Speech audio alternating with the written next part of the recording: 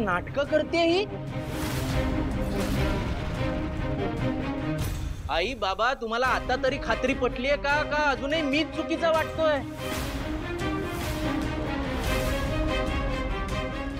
आई बाबा, तुम्ही इतके भोळे कसे काय? तू वेंकी हिला लग्न करून घरात घेऊन आला, मागचा पुढचा विचार न करता तुम्ही हिला घरात घेतलं. काहीतरी चौकशी केलीत का की ही कुठून आली आहे, कुठे राहायची, काय करायची?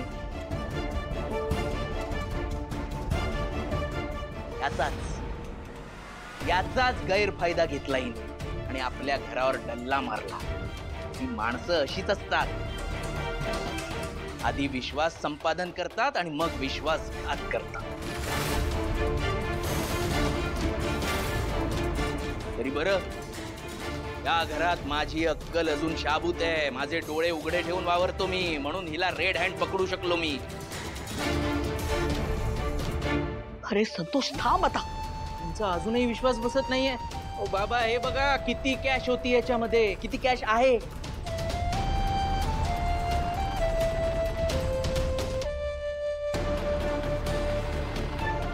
आणि आई, हरीशने जेव्हा घरात चोरी केली होती तेव्हा त्याला मारत मारत गाडे पाटलांच्या घरापर्यंत घेऊन गेली होतीस ना तू?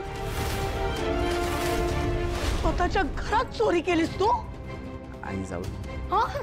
काय रे, जा तिकडे.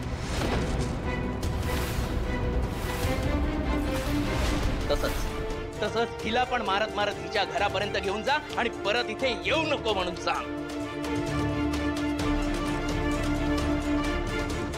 संतोष,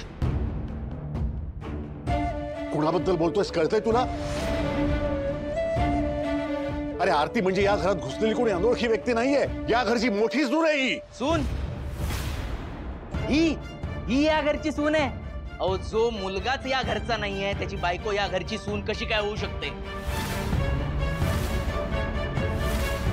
संतोष, हे बघ संतोष, तू त्याला या घरचा मुलगा मानत नाहीस, पण आमच्यासाठी तो या घरचा मोठा मुलगा आहे.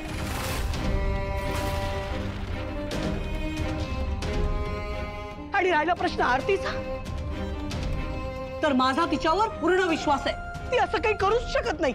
आई, असं काय करतेस? मी तुझा सख्खा मुलगा आहे. माझ्यावर विश्वास नाहीये तुझा? हो, नाहीये तुझ्यावर विश्वास.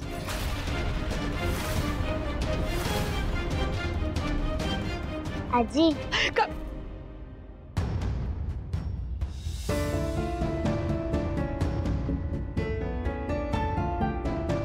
आता जरा गप्प बस. आनंदी,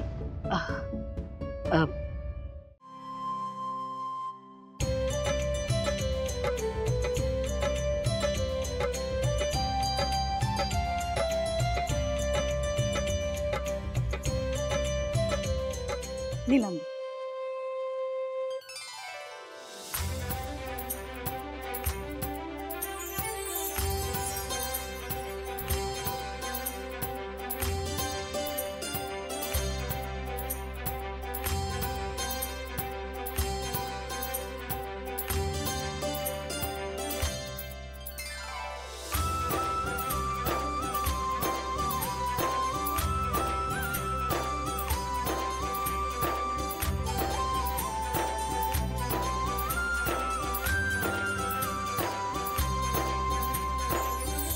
काय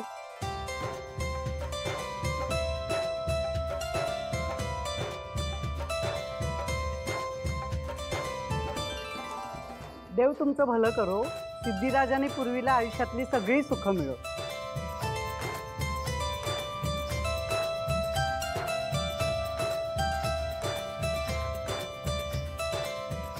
यायचं प्रत्येक कार्यक्रमाला. हा, चला ग, त्या ग तुम्ही पण सगळ्या कार्यक्रमाला.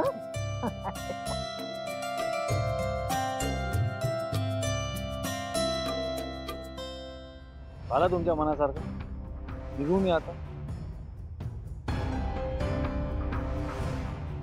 अरे निघायचं तर आहेच, पण तुला एकट्याला नाही, आपल्या सगळ्यांना बाहेर जायचं.